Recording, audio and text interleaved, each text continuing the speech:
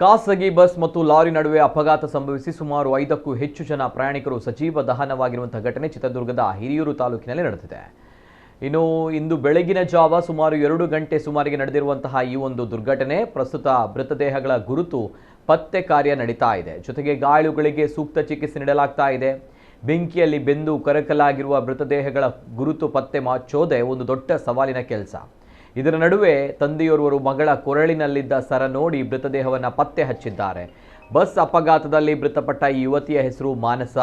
ತಂದೆ ಚಂದ್ರಗೌಡ ನೀಡಿದ ಮಾಹಿತಿಯಂತೆ ಮಾನಸ ಮೂಲತಃ ಚನ್ನರಾಯಪಟ್ಟಣದವರು. ನನ್ನ ಮಗಳು ಶನಿವಾರ ಅಥವಾ ಭಾನುವಾರ ಊರಿಗೆ ಬರ್ತೀನಿ ಎಂದಿದ್ಲು. ಆಮೇಲೆ ಡೇಟ್ ಫಿಕ್ಸ್ ಮಾಡೋಣ ಅಂತ ಹೇಳಿದ್ಲು. ಆಕೆಗೆ ಮದುವೆ ಫಿಕ್ಸ್ ಆಗಿತ್ತು ಎಂದು ಕಣ್ಣೀರು ಇಟ್ಟಿದ್ದಾರೆ.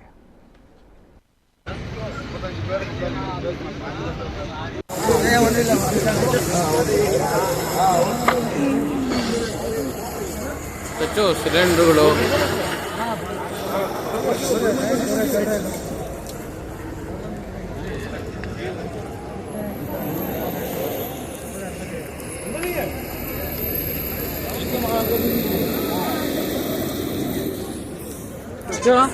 ಸಚಿನ ಎಲ್ಲಿದೆ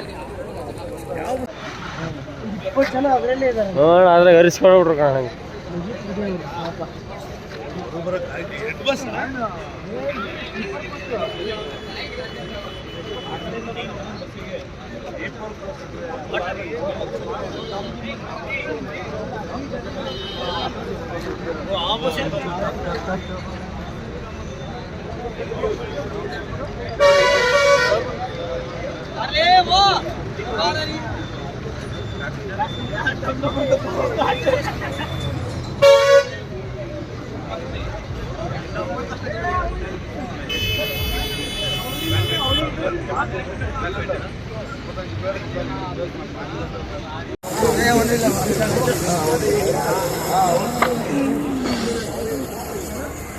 ಸಿಲಿಂಡರ್ಗಳು